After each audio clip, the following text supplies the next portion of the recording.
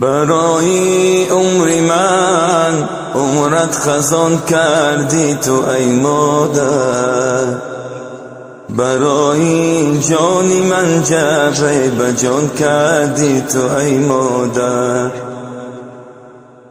برای خنده من تا سحر بیدار بنشستی،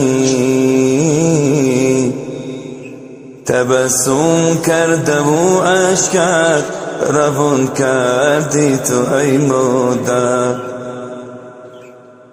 به یادم هست ای مادر صدای الله‌های تو، به آن الفاظ خود گویا زبان کردی تو ای مادر. زی دستانم گرفتی روی راهی زندگانی،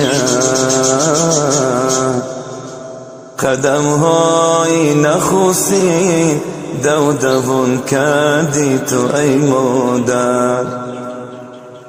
همان آغوش گرم و روی نرم و موی مشکینه، لبی دامان خوش بر من جهان کردی تو ای مادر.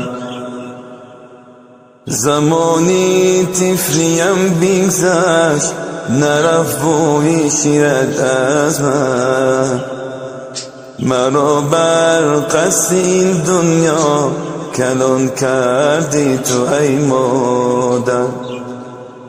برفتم من به مکتب بر علم و دانش و اخلاق، برایم هر پگاهی نوش و نان کردی تو ای مادر. تمنا کردی در توی وصالم روزی بارانی، گمان کردم که دنیا را جوان کردی تو ای مادر. بروزی توی من کردی دعا با دستی لرزانت، دعای نیکی پیری مادران کردی تو ای مادر. شدم وقت پدر خود را گذاشتم چون به جای تو،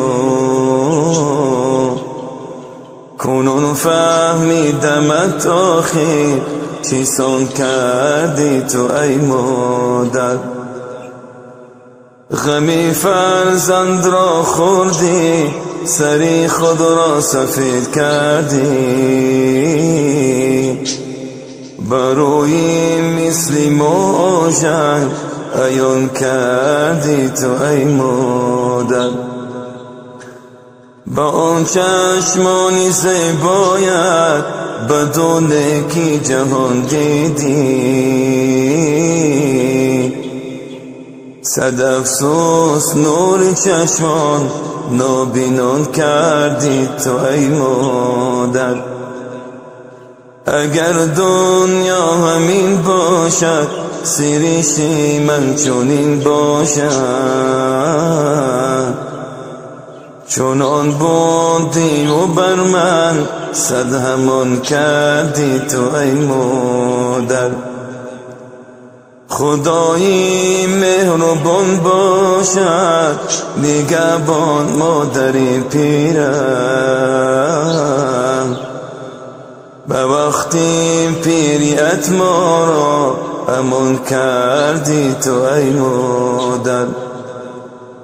تو هستی قبلگاهی من به عالم تکیهگاهی من، جهانی آدمی را جاویدان کردی تو ای مادر. زیگی ای مادری پیرم به مثلی چار تدبیرم، برایم هم زمین هم آسمان کردی تو ای مادر. برایم هم زمین هم آسمان کردی تو ای مادر. ای خدا رحمت کن مولا.